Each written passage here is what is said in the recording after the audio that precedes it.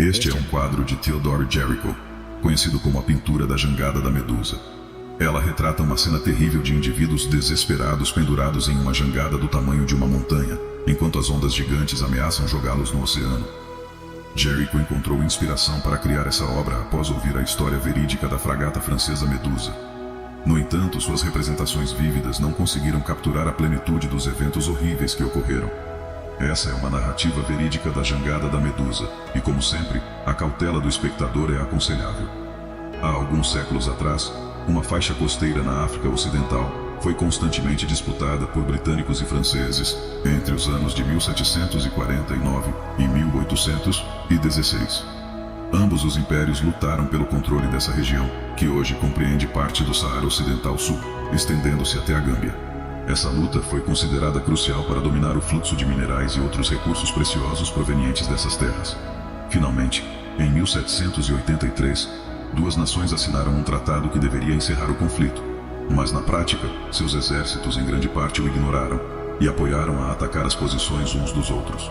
Nas décadas seguintes, as batalhas persistiram, e o controle da região mudou de mãos com os anos. Finalmente, após a derrota de Napoleão em 1815, o novo governo francês ratificou o tratado. Em teoria, isso permitiu que as partes se estabelecessem e encerrassem os combates naquela região. Nos anos que antecederam o tratado, grande parte do conflito ocorreu no mar, e a lendária Marinha Britânica havia previsto em grande parte de seu domínio. Isso, é claro, não impediu os franceses de contra-atacar sempre que tivessem a oportunidade, construindo navios na esperança de enfraquecer o controle britânico sobre os mares. Um desses navios era conhecido como o Medusa, que foi lançado em 1810. O Medusa era uma fragata de última geração, com 40 canhões, incrível poder de fogo e notável manobrabilidade. Além disso, era rápido. Durante os primeiros 6 anos de sua existência, foi usado para liderar ataques contra posições britânicas na costa africana e no Caribe. Na verdade, era tão rápido que os navios britânicos tinham dificuldade em persegui-lo. Eles se esforçaram para acompanhar e eventualmente perderam de vista o Medusa. Após um dia ou mais, essa velocidade e poder de fogo tornaram o Medusa um navio ideal para atacar trens britânicos no alto mar, apreendendo mercadorias britânicas e fazendo prisioneiros. Logo após a derrota de Napoleão em Waterloo, os franceses restauraram sua monarquia. Pela primeira vez desde a Revolução, a nobreza do país retomou o controle das forças armadas. O novo rei, Luís XVII, decidiu nomear um de seus nobres mais leais, um homem chamado Auguste Visconde, para o posto de capitão e colocá-lo no comando do Medusa. Essa escolha não foi popular, já que o Visconde não havia navegado nos últimos 20 anos, e sua nomeação apresentou que oficiais mais competentes foram preteridos. Foi visto como um exemplo de favoritismo da corte, em vez de escolher os melhores oficiais disponíveis.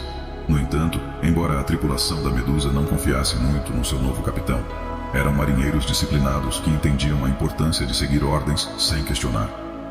Em 17 de junho de 1816, o novo capitão partiu da França a bordo do Medusa em direção ao Senegal, na costa oeste da África, como parte de uma missão para devolver o porto de Saint-Louis aos franceses. Isso foi considerado um gesto simbólico importante que uma nova família real francesa esperava que encerrasse as hostilidades.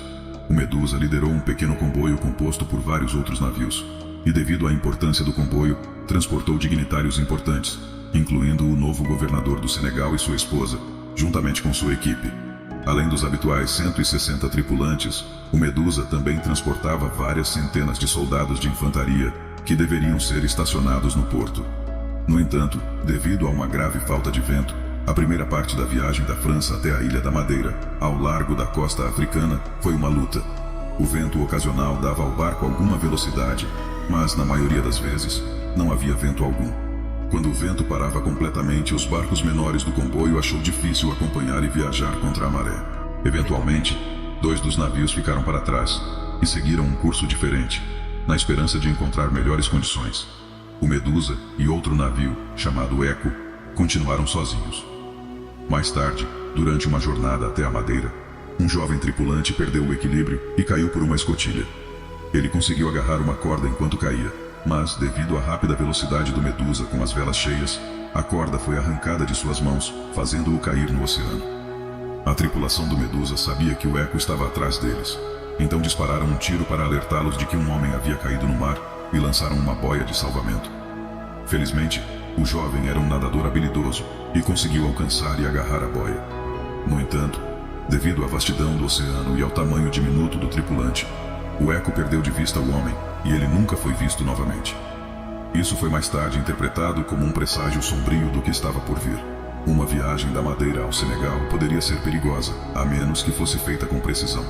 O caminho mais óbvio e rápido era seguir diretamente para a costa africana e seguir ao longo dela.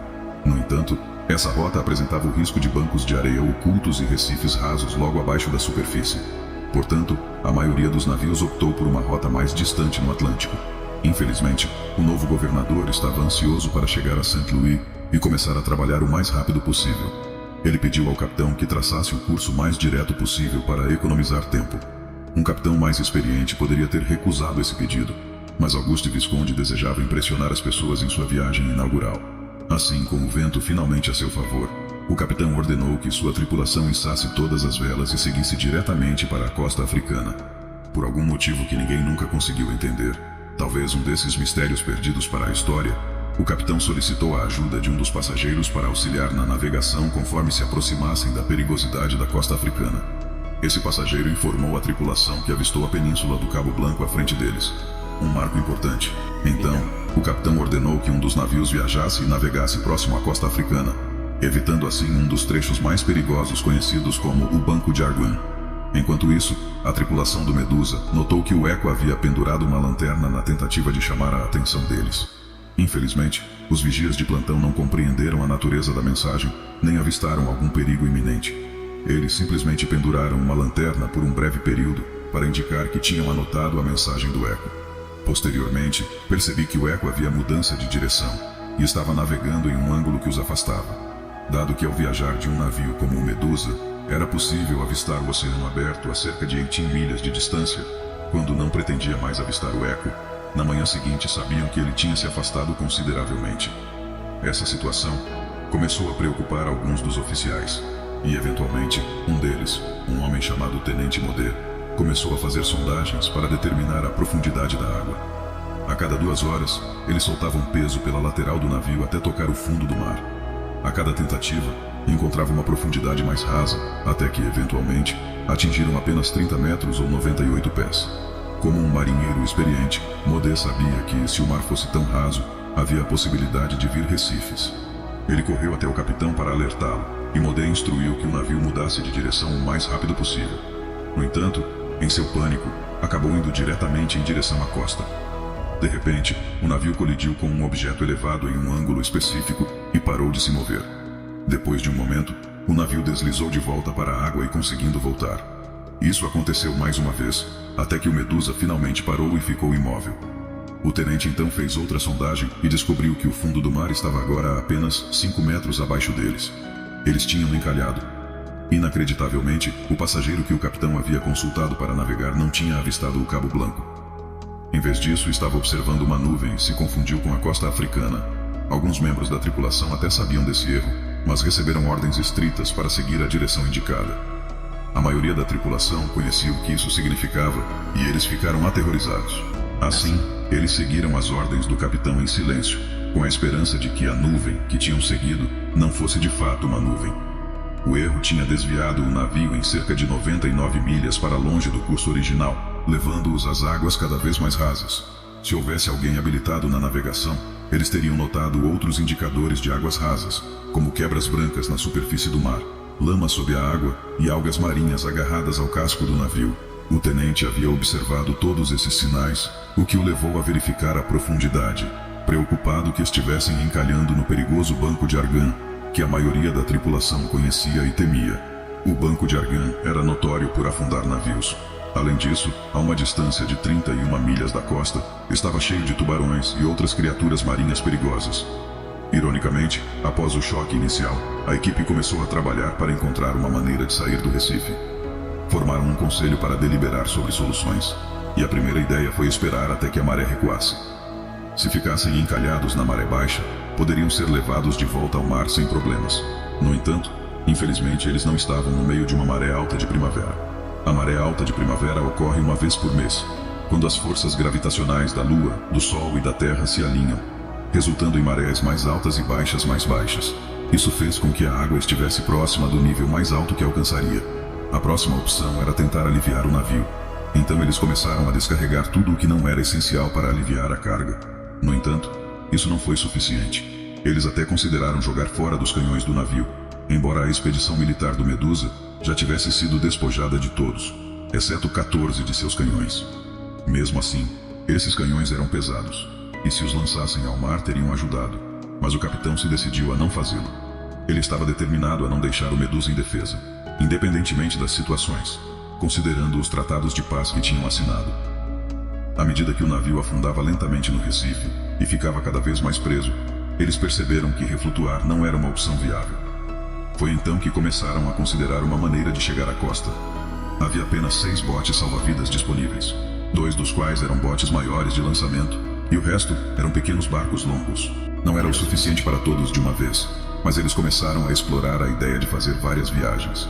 Outra ideia surgiu, aceitando a realidade de que o Medusa estava naufragando. Eles usariam partes do navio para construir uma jangada que pudesse transportar suprimentos e o excesso de passageiros até a costa. Finalmente, eles decidiram construir uma jangada, pois isso significaria que eles só precisariam fazer uma única viagem. A tripulação começou a trabalhar removendo a massa superior dos braços, lanças e qualquer outra madeira que pudesse encontrar. Eles amarraram essas partes juntas com cordas robustas e colocaram tapetes em ambos os lados. A massa mais curta foi introduzida horizontalmente para estabilizar a jangada, com mais 2 cordas em torno do centro para tomar a estabilidade. Um mestre e uma vela foram acrescentados ao meio para que eles precisassem pelo menos uma maneira de se mover por conta própria. A plataforma final, que construiu, media 66 pés por 23 pés, ou cerca de 20 metros por 7 metros, e recebeu o apelido de La Machine pela tripulação. Hoje é conhecida como a Jangada de Medusa. O plano era garantir comida suficiente para todos, incluindo aqueles nos barcos da jangada, e todas as pessoas que não caberiam nos barcos da jangada. A ideia era rebocar a jangada atrás dos outros barcos, dando a todos a melhor chance de sobrevivência. Infelizmente, na terceira noite após o naufrágio, uma tempestade se formou no Atlântico, e a Medusa começou a ranger e gemer sob os fortes ventos. Os rangidos altos de estelo e vento forte geraram pânico entre todos a bordo, pois temiam que o Medusa estivesse prestes a afundar. A tripulação rapidamente deu os toques finais na jangada e começou a jogar suprimentos ao mar para serem recuperados e colocados à jangada. No entanto, infelizmente, nem tudo flutuou como deveria, e grande parte dos suprimentos afundou imediatamente, o que foi uma grande perda, especialmente para a infantaria a bordo, que já estava insatisfeita com a marinha desde o início. Eles observaram com frustração enquanto a situação se tornava mais caótica aos olhos deles. Não apenas o navio da marinha estava encalhado, mas todos os seus suprimentos e botes salva-vidas também estavam em perigo. Conforme a frustração crescente, alguns membros da infantaria pegaram as armas e insistiram em entrar na jangada antes de todos os outros. Foi um momento tenso, mas felizmente a situação foi acalmada quando a corda que amarrava a jangada à Medusa estalou. A jangada teria flutuado por muito tempo se não fosse por um tripulante que pulou em um dos barcos e trouxe de volta. Esse breve momento de pânico aliviou o estresse, pelo menos temporariamente. No dia seguinte, era hora de seguir em direção à costa. Qualquer esperança de que o navio pudesse flutuar novamente foi destruído pelos fortes ventos da noite anterior. A tripulação então preparou um pouco de comida e garrafas de vinho para colocar nos barcos. Às 7 horas, recebeu oficialmente o sinal de abandono do navio. O capitão, o governador e todos os dignitários importantes e oficiais de alta patente embarcaram no primeiro dos botes. Em seguida, todos embarcaram no segundo bote. Quando os barcos estavam cheios, havia um total de 120 soldados, 29 marinheiros e cerca de uma dúzia de passageiros, incluindo uma criança de 12 anos e um casal que não estava relacionado aos demais passageiros. Essas eram todas as pessoas que foram deixadas na Medusa e agora precisaram embarcar na jangada. Houve uma reviravolta terrível quando, após apenas as primeiras 50 pessoas embarcaram, a maior parte da jangada improvisada afundou sob a água. Isso deixou as pessoas de pé na plataforma de madeira com a água chegando até seus tornozelos.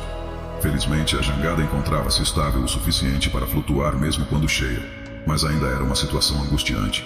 De forma estranha, nem todas as pessoas do Medusa deixaram o navio. 17 homens optaram por ficar ou decidiram não embarcar para dar lugar aos outros. Finalmente, quando todos estavam a bordo, os barcos começaram a se afastar do navio, rebocando a jangada.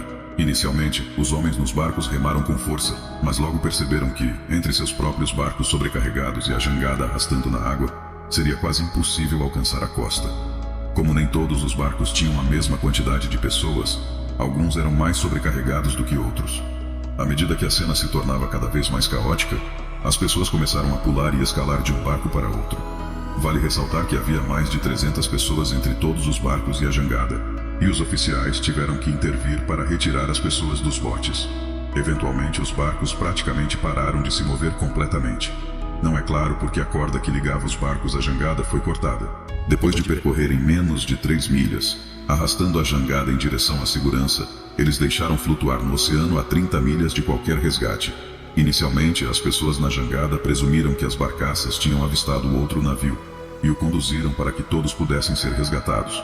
A única razão pela qual cortaram as cordas foi para que navegassem na direção dos navios o mais rápido possível. No entanto, um por um, os barcos desapareceram de vista e não havia sinal de outro navio vindo em seu auxílio. Na próxima vez, eles talvez pensaram que os barcos voltariam para buscá-los, então eles só começaram a esperar um pouco mais. Infelizmente, logo percebeu que a tripulação não tinha intenção de voltar para resgatá-los. Eles sabiam que foram deixados lá para morrer. Pior ainda, mesmo que tentassem improvisar um mastro à vela, sabiam que não havia chance de que a jangada pudesse ir em qualquer lugar. E mesmo se conseguisse se mover, não havia como manobrá-la. Atendendo à desesperança da situação, se localizou, fez um balanço e descobriram que, de alguma forma, havia apenas alguns barris de vinho e alguns biscoitos recuperados do mar.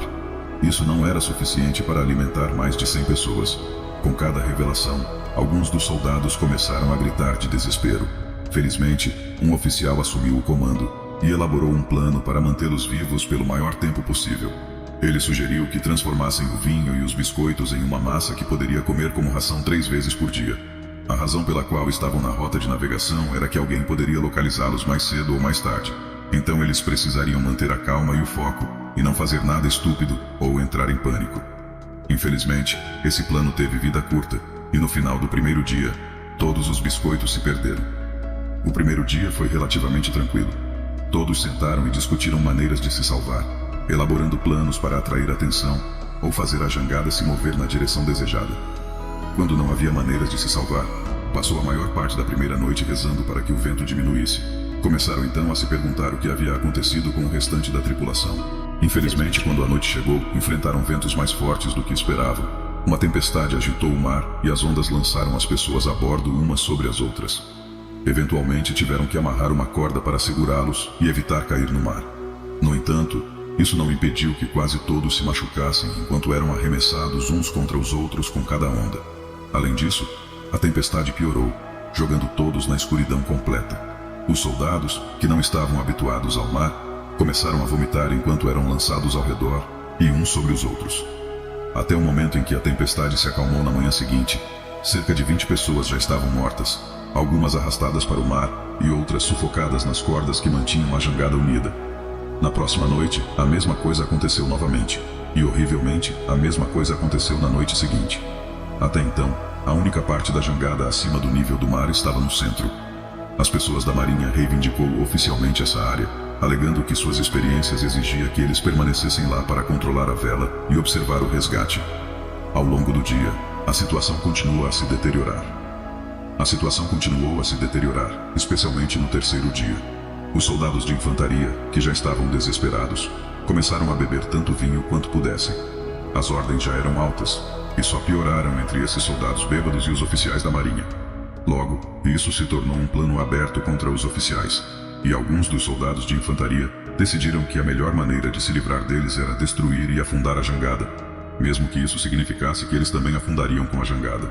Finalmente, a situação explodiu quando um dos soldados correu para a beira da jangada com um pequeno machado e tentou cortar uma das cordas que mantinham tudo junto. Quando um oficial tentou detê-lo, tudo se transformou em uma briga em massa. Os dois grupos começaram a atacar uns aos outros com machados e espadas, e um soldado enorme começou a agarrar oficiais e jogá-los no oceano. Enquanto tudo isso acontecia, os passageiros regulares simplesmente assistiam horrorizados. Tudo o que podiam fazer era observar e esperar que nenhum dos grupos mudasse sua atenção para eles. Em algum momento, quando um dos homens da infantaria atacou outro oficial que não era hostil, ele foi cercado por um grupo de passageiros.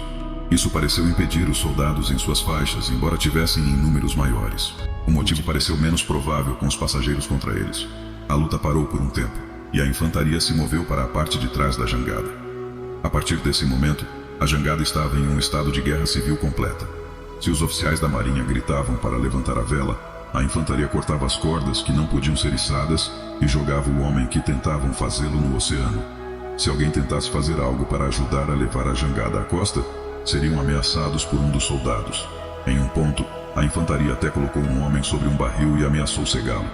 Ele só manteve a visão porque os oficiais e os passageiros correram para intervir e empurraram o barril para libertá-lo.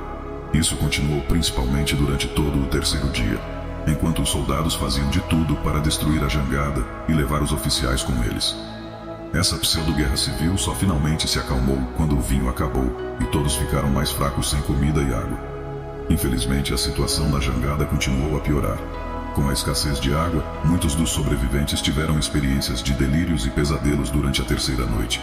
Supostamente, até 65 pessoas se lançaram no mar, confusas sobre sua localização. Pela manhã do quarto dia, mais 12 pessoas tinham morrido durante a noite. No quarto dia, sem comida e com escassez de água predominante, alguns dos sobreviventes procuraram qualquer coisa que pudesse encontrar para comer. Isso incluía cintos de espada, pedaços de couro rasgados de bolsas e chapéus, e até pedaços de linho. No entanto, eles perceberam rapidamente que esses métodos não eram sustentáveis. Em um momento de desespero, alguns dos sobreviventes recorreram ao canibalismo, comendo os restos mortais daqueles que não tiveram tanta sorte. À medida que os dias passavam, a situação ficava cada vez mais desesperadora. No quinto dia, Leon, a pessoa mais jovem da jangada com apenas 12 anos, faleceu. Isso deixou apenas 27 pessoas vivas de um grupo originalmente próximo de 200. Os 15 sobreviventes restantes estavam em melhor estado físico, enquanto os demais estavam em condições precárias, devido à fome e lesões decorrentes dos conflitos anteriores. Os sobreviventes mais fortes, após um debate acalorado, decidiram que, se permitissem que os mais fracos permanecessem, eles poderiam morrer de fome em alguns dias. Considerando isso, também pensei em reduzir as rações dos mais fracos, pois a fome prolongada era uma perspectiva ainda mais terrível. Um por um, eles optaram por empurrar os mais fracos para a água. Os sobreviventes continuaram sua jornada, sobrevivendo com pequenos goles de vinho, até o dia 17 após o naufrágio. Nesse ponto, transformaram a vela da RAF em uma pequena tenda para proteger-se do sol abrasador, embora isso não ajudasse muito na situação em que se encontrassem. Enquanto vagavam para o sul, onde o sol era mais intenso, causando ainda mais exaustão, percebi que não havia outra maneira de sobreviver, senão esperar pelo que o destino lhes reservava. Naquela manhã, um dos marinheiros espiou fora da tenda para verificar se estavam perto da costa. Pouco tempo depois, ele voltou correndo em lágrimas de alegria e motivação, olhando um navio no horizonte que se aproximava diretamente deles. Todos saíram da tenda, pulando e gritando de alegria, abraçando-se. Nada mais importante foi naquele momento, nem as diferenças entre os sobreviventes da marinha e da infantaria, nem as hostilidades que aconteceram apenas alguns dias antes. Agora, estavam unidos pela esperança de serem resgatados e escaparem da terrível prova que havia enfrentado. Isso era tudo o que importava naquele momento. Eles não se preocuparam com quem estava a bordo do navio que se aproximava, mesmo que fossem tomados como prisioneiros britânicos. Era preferível a todo o horror que tinham suportado nas últimas 2 semanas e meia. À medida que o navio se aproximava, eles notaram suas velas distintas quadradas, confirmando-o como o Argus, um dos navios que originalmente faziam parte de seu comboio. Finalmente, o Argus ancorava ao lado deles e baixava as escadas. Os sobreviventes embarcaram no navio, que os levaram para St. Louis. No entanto, infelizmente, nem todos chegaram lá. 5 dos 15 sobreviventes estavam muito desnutridos, ou tinham feridas muito graves e acabaram falecendo tragicamente. O capitão Nick retornou ao Medusa 54 dias depois, numa tentativa incrível de recuperar o ouro a bordo. Surpreendentemente, 3 dos 17 homens que ficaram presos ainda estavam vivos, e o Medusa estava praticamente intacto. Isso levanta a questão de que ele não tentou retornar e resgatar mais sobreviventes antes. Algum tempo depois, um dos sobreviventes publicou um relato no jornal, que se tornou um escândalo em Paris. O capitão Wu fez várias acusações e acabou sendo considerado culpado de 2 delas, incluindo incompetência na navegação, complacência e abandono do Medusa, antes que todos os seus passageiros fossem retirados. Ele foi condenado a 3 anos de prisão, escapando por pouco da pena de morte devido ao seu status nobre.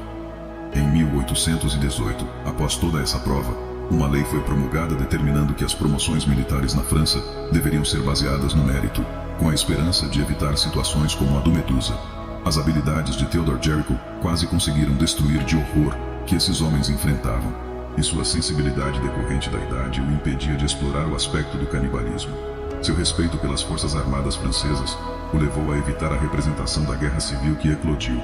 Mas, de qualquer forma, ele conseguiu criar uma representação vívida de um dos eventos mais horríveis que já ocorreram na Marinha Francesa. Essa história serve como um lembrete sombrio dos perigos da incompetência e da falta de liderança em situações de emergência. O caso do naufrágio do Medusa continua a ser um exemplo notório de tragédia marítima e tem sido retratado em diversas obras literárias, artísticas e cinematográficas ao longo dos anos. É uma lembrança sombria de como eventos trágicos podem ocorrer quando a organização e o respeito pela vida humana são negligenciados. Não deixe de compartilhar essa narrativa histórica.